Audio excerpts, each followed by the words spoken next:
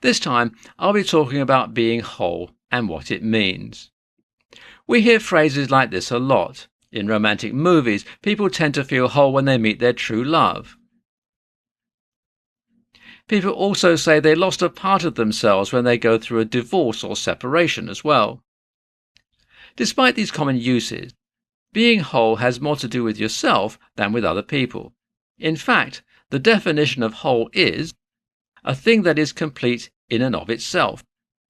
Therefore, you can feel whole without being dependent on someone else to fill in any missing parts. This is not always easy to accept. From early on in our lives, we're taught that other people influence our wholeness and that other people's opinions and expectations of us are very important. Some of us may even struggle to accept love due to our individual issues. We spend our days trying so hard to be perfect that we actually lose some of ourselves in the process. So what does it mean to be whole if it doesn't depend on anyone else? To be whole means to be ourselves and to believe in oneself. You don't feel the need to change anything about yourself or hide your passions to fit in. You don't believe that you're too full of problems to be loved and instead realize that no one is perfect. The biggest factor in being whole is being healthy. Not just physically healthy, but mentally and spiritually as well. If we're lacking in spirituality, or have poor mental health due to anxiety or stress, we will struggle with being whole. Anger, worries and fears that we hold on to are things that can cause us to lose some of our wholeness. With everything we try to carry and every hidden burden that we bear, we have to drop a part of ourselves in order to carry it. I've said it with almost every episode I've done, and I'll say it again. Meditation is so important.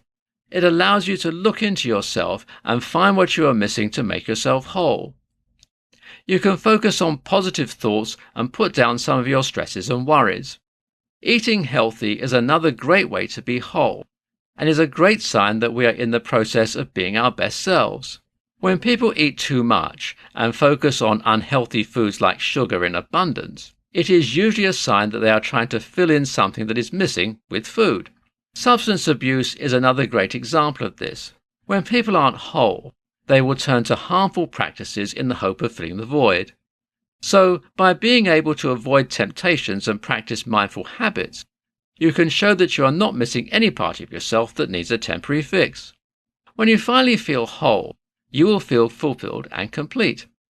People who often describe themselves as a shell or a ghost of a person are people who are missing a lot of themselves and are far away from feeling whole.